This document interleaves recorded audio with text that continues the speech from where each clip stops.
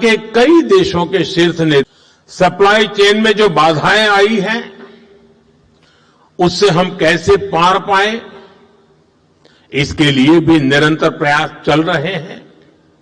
साथियों, भारत के तेज विकास के लिए अलग अलग एनर्जी सोर्सेज को बढ़ावा देना निरंतर जरूरी रहा है और इसको मजबूत करने के लिए हमने 2 स्तरों पर एक साथ काम किया है। पहला, देश में एनर्जी एक्सेस बढ़े, हमने इंफ्रास्ट्रक्चर तैयार किया और दूसरा, एनर्जी के लिए हमें सिर्फ विदेशों पर निर्भर ना रहना पड़े, इसके लिए एनर्जी सेक्टर में आत्मनिर्भरता पर बल दिया। अब मैं आपको गैस सेक्टर के ही कुछ आंकड़े देता हूं। साल 2014 तक देश में सिर्फ 14 करोड़ एलपीजी कनेक्शन थे, यानी देश के करीब करीब आधे परिवारों के पास ही एलपीजी कनेक्शन था। आज 2 गुने से भी अधिक, यानी करीब 33 करोड़ घरेलू एलपीजी कनेक्शन है। बीते 11 वर्षों में हमने अपनी बॉटलिंग कैपेसिटी को 2 गुना किया है। डिस्ट्रीब्यूशन सेंटर भी 13,000 से बढ़ाकर 25,000 से अधिक हो गए हैं। 2014 में देश में सिर्फ 4 एलएनजी टर्मिनल्स थे, 4 एलएनजी टर्मिनल्स। आज इनकी संख्या भी बढ़कर 2 गुनी हो गई है। गैस पाइपलाइन जो करीब 3,500 किलोमीटर होती थी, उसको 10,000 किलोमीटर तक विस्तार किया है, क्योंकि करीब 60% एलपीजी विदेशों से आती है। इसलिए देश के बड़े बड़े पोर्ट्स, वहां पर इंपोर्ट टर्मिनल कैपेसिटी भी बहुत बढ़ाई गई है। साथियों, साल 2014 से पहले तक देश में सिर्फ 25-26 लाख घरों में ही पाइप से सस्ती गैस यानी पीएनजी की सुविधा थी। आज ये संख्या भी 1.25 करोड़ से अधिक पहुंच गई है। 2014 में देश में सीएनजी पर चलने वाली गाड़ियां भी 10 लाख से ज्यादा नहीं थी। आज ये संख्या 70 लाख से अधिक है और ये तभी संभव हो पा रहा है क्योंकि बीते दशक में देश के 600 से अधिक जिलों में सिटी गैस डिस्ट्रीब्यूशन नेटवर्क स्थापित किए गए हैं। साथियों, इस वैश्विक संकट ने एक बार फिर दिखाया है कि किसी भी देश का आत्मनिर्भर होना इतना अधिक जरूरी क्यों है। इसलिए ही बीते वर्षों में हमने भारत को एनर्जी सेक्टर में आत्मनिर्भर बनाने के लिए होलिस्टिक तरीके से काम किया है।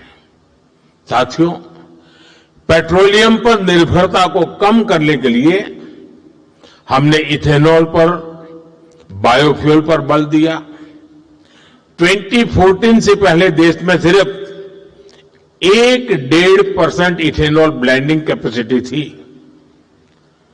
आज हम पेट्रोल में 20% इथेनॉल ब्लेंडिंग के करीब पहुंच रहे हैं।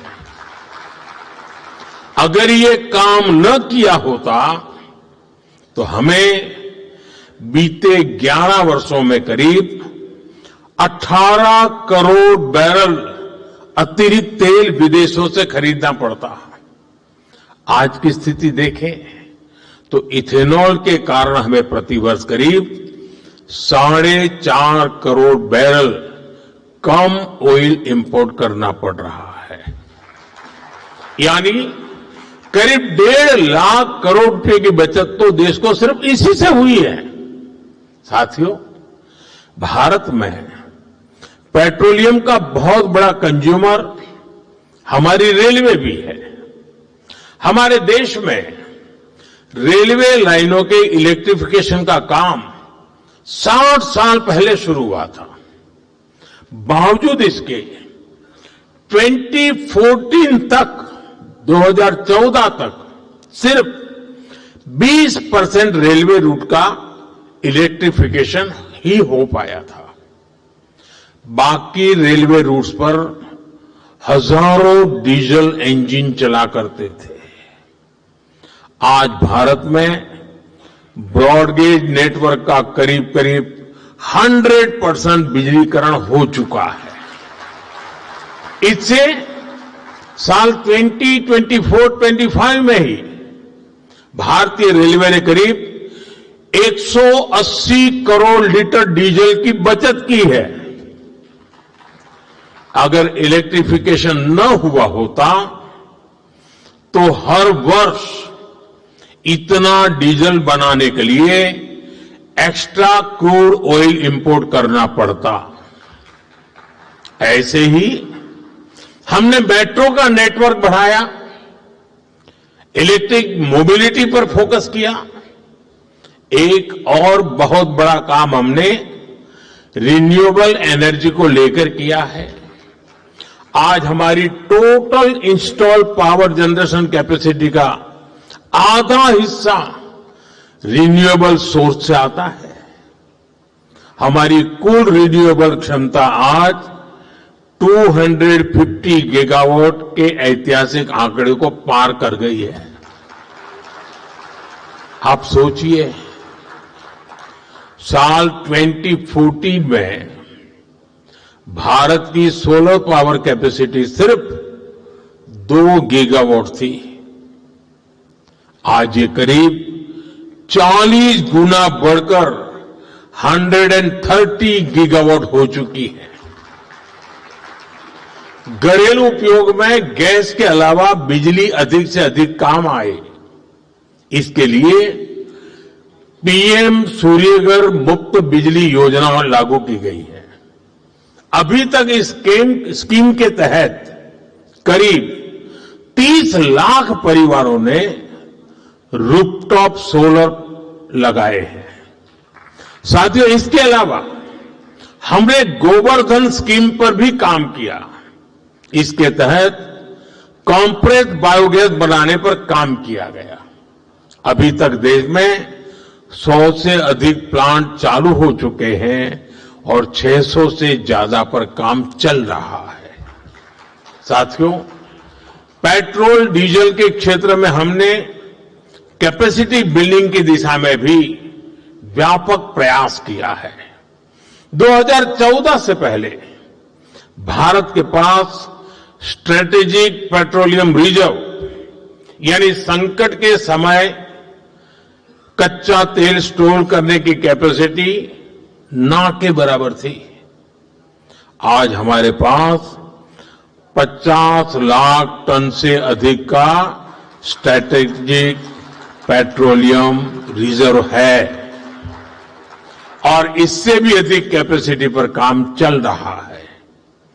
बीते दशक में अपनी रिफाइनिंग कैपेसिटी में भी हमने सालाना 40 मिलियन टन से अधिक की वृद्धि की है। तभी भारत आज दुनिया के सबसे बड़े रिफाइनिंग हब्स में से एक बन चुका है।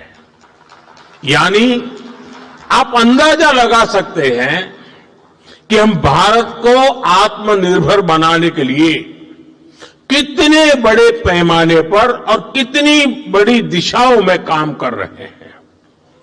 ये युद्ध की वजह से जो संकट बना है उसका मुकाबला भी हम जरूर कर पाएंगे। मेरा 140 करोड़ देशवासियों पर पूरा भरोसा है। जैसे एक साथ संगठित होकर कोविड के संकट से हमने देश को बाहर निकाला था, उसी प्रकार हम इस वैश्विक संकट को भी पार कर लेंगे।